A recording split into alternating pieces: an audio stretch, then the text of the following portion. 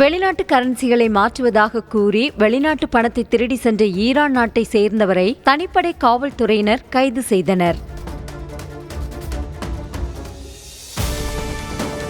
மதுரையின் நேதாஜி ரோடு பகுதியில் உள்ள தனியார் பணப்பரிமாற்ற நிறுவனத்தில் வெளிநாட்டு கரன்சியை மாற்றுவது போல நடித்து அங்கிருந்து வெளிநாட்டு பணத்தை மர்ம நபர் ஒருவர் திருடி சென்றுள்ளார். இது தொடர்பாக அளிக்கப்பட்ட புகாரின் அடிப்படையில் தனிப்படை போலீசார் விசாரணை நடத்தி வந்தனர். தெற்கு டெல்லியில் வசித்த முகமது அலி என்ற நபரை கைது செய்து கன்னியாகுமரி மாவட்ட கோட்டாரி காவல் நிலையத்திற்கு போலீசார் அழைத்து வந்தனர். அங்கு அவரிடம் தீவிர விசாரணை மேற்கொண்டபோது திடுக்கிடும் தகவல்கள் வெளியாகின.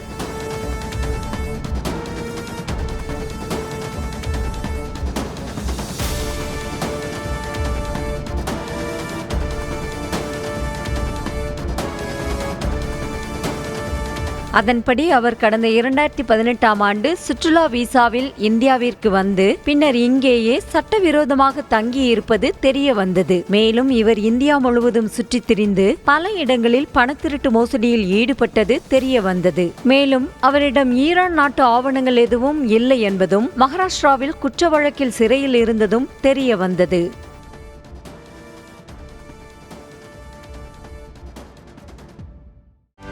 செய்திகளை உடனுக்குடனும் துல்லியமாகவும் தெரிந்து கொள்ள சப்ஸ்கிரைப் பண்ணுங்க.